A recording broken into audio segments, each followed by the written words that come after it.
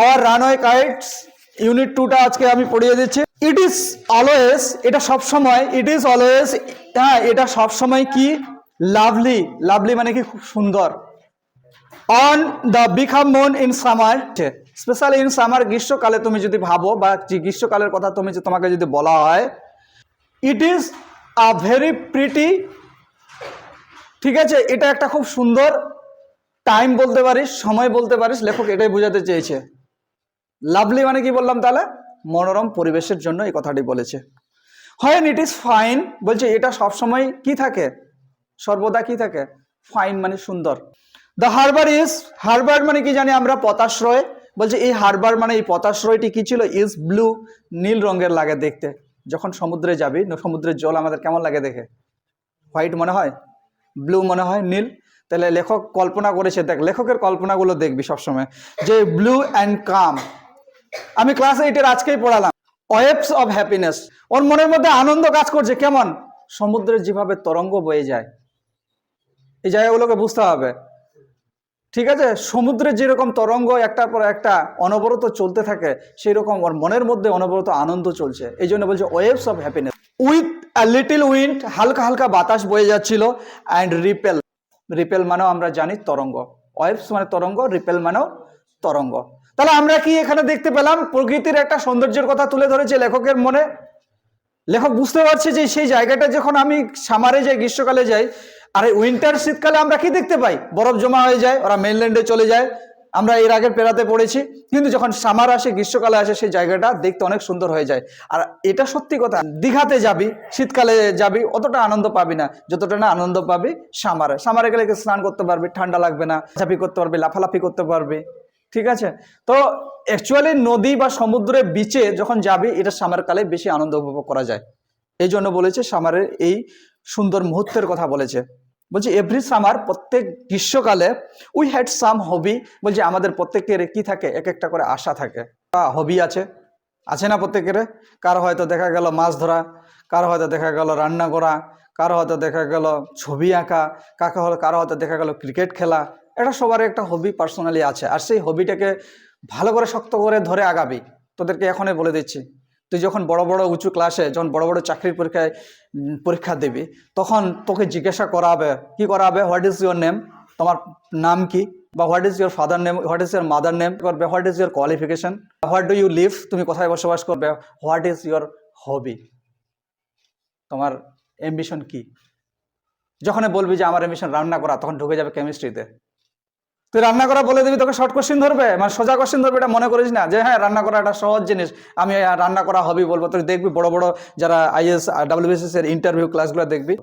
তাহলে আমাদের প্রত্যেকে একটা হবি যাদের আছে এখনো, সেটাকে, নিজের হবিটাকে ক্লিয়ার রাখবি। যদি বলে আমার গান শুনতে খুব ভালো লাগে, তখন তো বুঝতেই পারছিস গান কার কান, অরিজিতের কথা বলবে না, অরিজিতের কথা বলবে না, মাথায় রাখবি যে অরিজিতের কথা বলবে না। আমি অরিজিৎকে ভালোবাসি বলে আমি বলবো যে না স্যার আমার গান শুনতে খুব ভালো লাগে, আমি বেঁচে গেলাম, তা নয় কিন্তু। এমন পুরোনো দিনের গানের কথা বলবে, আচ্ছা আপনি কি চেনেন, তখন কি বলবি, না স্যার আমি তো এর গান শুনি না। আপনি বলেন তো কোন কোন সিঙ্গারের গান পছন্দ করে, এরা কোন যুগে বসবাস করেছিল, আবার ওখান থেকে হিস্ট্রিতে ঢুকে যাবে। এই যে তোকে মানে চাটার জন্য ওরা রেডি থাকবে, 100% চাটার জন্য। আর একজন পাশে বসে থাকবে যে হচ্ছে কি, যে হচ্ছে সাইকোলজিস্ট।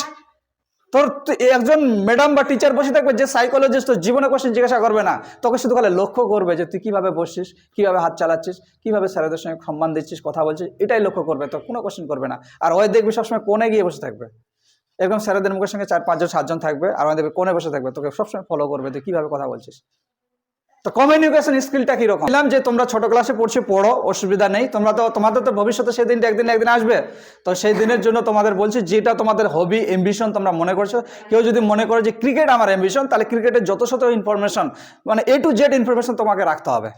বলছে এভরি সামার, প্রতি গ্রীষ্মকালে, উই হ্যাড সাম হবি, আমাদের প্রত্যেকের কি থাকে, এক একটা হবি থাকে বা আশা থাকে। কি আশা থাকে, লাস্ট সামার, গত সামারে, লাস্ট মানে কি গত, ঠিক আছে, চলে গেছে যে গ্রীষ্মকালটার কথা বলেছে। Before Dick and Mimi came, Mimi and Dick এসেছিল।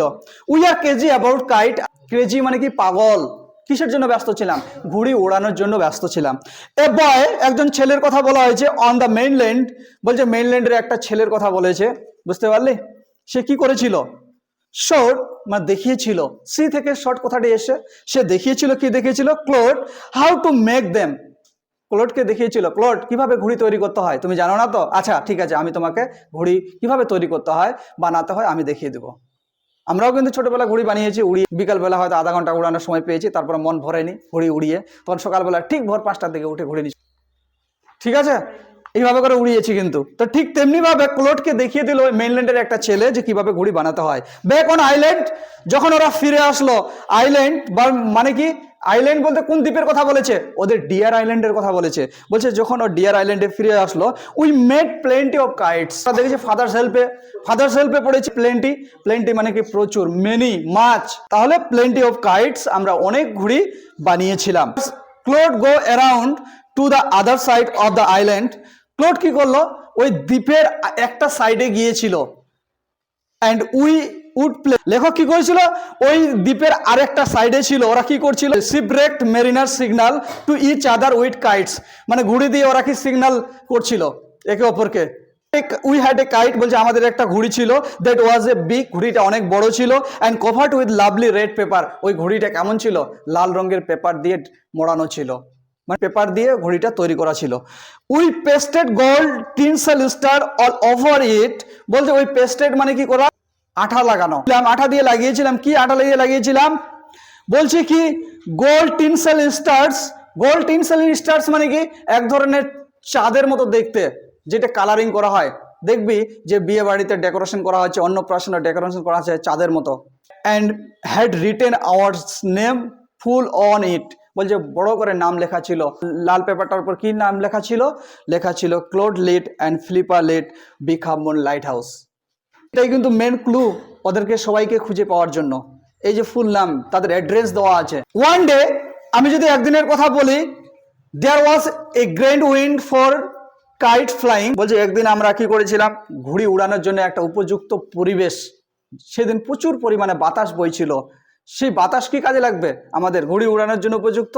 বাতাস না হলে তো ঘুড়ি উঠবে না, তো সেদিন খুব বাতাস বই। আই এম নট শিওর, আমি নিশ্চিত ছিলাম হাউ ইট হ্যাপেন, কিভাবে এই ঘটনাটি ঘটেছিল। বাট কিন্তু I was bringing the kite from the house, আমি কি করেছিলাম? লেখক বলছে আমি দৌড়ে গেছিলাম বাড়িতে। কিসের জন্য? আমার বাড়ির মধ্যে যে ঘড়িটা তৈরি করা ছিল সেই ঘড়িটা আনার জন্য আমি বাড়িতে গেছিলাম। আই টিপড মানে কি? হচট খেয়ে পড়া। টিপড মানে কি? হচট খেয়ে পড়া। হচট খেয়ে পড়লে আমাদের কত মজা লাগে তোরা বুঝতেই পারিস, তাই না? আমরা জানতে পারি না যে এই সময় পড়ে যাব। কখনো কখনো দেখা যায় পায়ের আঙুল নখ উঠে যায়, চটকে যায়, ঠিক আছে, অনেক ক্ষতি হয়ে যায়। ঠিক তেমনি এখানে কি হয়েছিল? আই টিপড মানে কি? আমি হচট খেয়েছিলাম। And fell over the rocks, কার উপর পড়ে গেছিলাম? একটা পাথরের উপর। রক মানে কি? পাথরের উপর। ফেল মানে কি? পড়ে গেছিলাম আমি। মাই এলবো, বলছে আমার যে এই কোনাইটাকে আমরা বলবো এলবো, এই কোনাইটাকে কি বলবো আমরা? এলবো। এই এলবো কি হয়েছিল? Went clear through the kite making a big hole, বলছে কি এই এলবোটা ঘুড়ির মাঝখানে পড়েছিল এবং ঘুড়ির মাঝখান বরাবর একটা বড় গর্ত হয়ে গেছিল। মেকিং এ বিগ হল মানে কি? একটা বড় গর্ত হয়ে গেছিল। ঘুড়িটা এইভাবে ধরে নিয়ে দৌড়ে যাচ্ছে, ঠিক আছে, যেতে যেতে এইভাবে করে আর বড় গর্ত হয়ে গেল ঘুড়ির মধ্যে। বলছে উই হ্যাড টু হারি, বলছে আমি খুব তাড়াতাড়ি কি করেছিলাম? টু ফিক্স মানে কি? ঠিক করার চেষ্টা করেছিলাম ওই ছেঁড়া ঘড়িটা, মানে যা যা করতে হয় আর কি, ও তাড়াতাড়ি করার চেষ্টা করেছিল, কারণ বাতাস যেন কি হয়? পড়ে না যায়, তার আগে আমি ঠিক করব, কারণ আমি তাড়াতাড়ি ঠিক করে আবার উড়াতে হবে। সবার থেকে যেন আমার ঘড়িটা বেশি ভালো উড়ে, সেটা আমরা সবসময় লড়াই চালাই ছোটবেলায়, তাই না? যেন আমার ঘড়িটা বেশি উপরে উঠে, তাহলে আমি ফার্স্ট, তারপরে যার ঘড়ি আছে তার সেকেন্ড, তারপরে যার ঘড়ি থার্ড। তো এই জন্য ওর মনের মধ্যে জেদ ছিল যে বাতাসটা পড়ে যাওয়ার আগে যেন আমাকে ঘড়িটা ঠিক করতে আমি পারি। তাহলে উই হ্যাড টু হারি, আমি তাড়াতাড়ি করেছিলাম টু ফিক্স দ্য কাইট, ঘড়িটাকে ঠিক করার জন্য। If we wanted to send it up before the wind fall ছিলাম। উই রাস্ট, আমি দ্রুত, রাস্ট মানে কি? দ্রুত কি করেছিলাম? ইনটু দ্য লাইট হাউসে গিয়েছিলাম to get the some paper, কিছু পেপার নিয়ে আসার জন্য, কারণ ঘড়িকে ঠিক করতে গেলে পেপারে লাগবে, তাই না? কারণ ঘড়িটা পেপার দিয়ে তৈরি ছিল। বলছে উই নিউ, আমি জানতাম there was no more red paper, ঘড়িটা যেহেতু লাল রঙের পেপার দিয়ে তৈরি করা ছিল, এই জন্য বলছে আর কোনো লাল রঙের পেপার বাড়িতে নেই, আমি সেটা জানতাম। লেখক বলছে we took the first thing that came handy, বলছে আমি প্রথম যে জিনিসটা আমার হাতের কাছে পেয়েছিলাম, অ্যান্ড ওল্ড লেটার, বলছে একটা পুরনো চিঠি, বুঝতে পারছি, চিঠির মধ্যে লাভ লেটার অনেক কিছু থাকবে চিঠির মধ্যে। বলছে কি the old letter lying on the book case, in the sitting room, বলছে ওর ঘুমানোর রুমে, আমাদের প্রত্যেকের ঘুমানোর রুমে বুক কেস থাকে, ঠিক আছে, বা আলমিরা থাকে। যে ঘুমানোর রুমে যে বুক কেসটা ছিল, যে বই রাখার আলমিরাটা ছিল, সেখানে গিয়ে কি দেখতে পেলো, একটা পুরনো চিঠি পেলো হাতের কাছে। We page the kite up, ঠিক আছে, with the letter a sit on the east side and dried it by the fire. ও কি করলো, ওই যে চিঠিটা, পুরনো চিঠিটা একদিকে আঠা লাগালো, দুটো করা হয়েছে, যেটা নেক্সট পোর্শন আছে ওটা আবার ঘুড়ির ঠিক অপোজিট সাইডে আঠা দিয়ে চিপটানো হলো। চিপটিয়ে কি করা হলো, আগুনে একটু কি করা হলো, তাপ দেওয়া হলো, ড্রাই করা হলো, শুকানো হলো, ঠিক আছে। উই স্টার্টেড আউট, আমরা যখন আবার ঘুড়িটাকে উড়াতে গেলাম, and up went the kite like a bird, ছিল লাইক এ বার্ড, একটা পাখির কাছে খুব উঁচুতে উড়ে, ঠিক তেমনি ভাবে ঘুড়িটা উঁচুতে উঠছিল। দ্য উইন্ড ওয়াজ গ্লোরিয়াস, বাতাসে এত সুন্দর বইছিল, মানে বিশাল বাতাস বরকে গ্লোরিয়াস অর্থে ব্যবহার করা হয়েছে। অ্যান্ড ইটস সোর্ড, সোর্ড মানে কি, ঠিক তেমনি ঘুড়িটাও পাখির মতো উঁচুতে উঠতে লাগলো। অল এট ওয়ান্স স্ন্যাপ, বলছে কি এট অল ওয়ান্স মানে কি সাডেনলি, হঠাৎ করে কি দেখলো, দেয়ার ওয়াজ এ ক্লোড, বলছে সেখানে ক্লোডকে আমরা দেখতে পাচ্ছি, standing without bit of cord, bit of cord মানে কি সুতোর টুকরো, বলছে কি ইন হিজ হ্যান্ড, বলছে কি ক্লোডের হাতে একটা সুতোর টুকরো শুধুমাত্র ধরে আছে। কি বলেছে, লুকিং ফুলিশ, বোকার মতো সুতোর টুকরো ধরে আছে। আমি যদি এখন এইভাবে করে ঘুড়ি উড়াই আর যে সুতোটা ধরে থাকি, মাথায় ঘুড়ি নেই, তার মানে কি বোকা লাগবে দেখে। ক্লোডের কিন্তু তাই ঘটেছে, এইভাবে করে ঘুড়ি উড়াচ্ছে, ঘুড়িটা মাঝখান থেকে সুতোটা ছিঁড়ে গেছে, তাহলে সুতোটা ছিঁড়ে গেলে ওই সুতোটা ধরে থাকা মানে কি বোকা লাগা। ঠিক ক্লোডকে কিন্তু তাই একই রকম লাগছিল।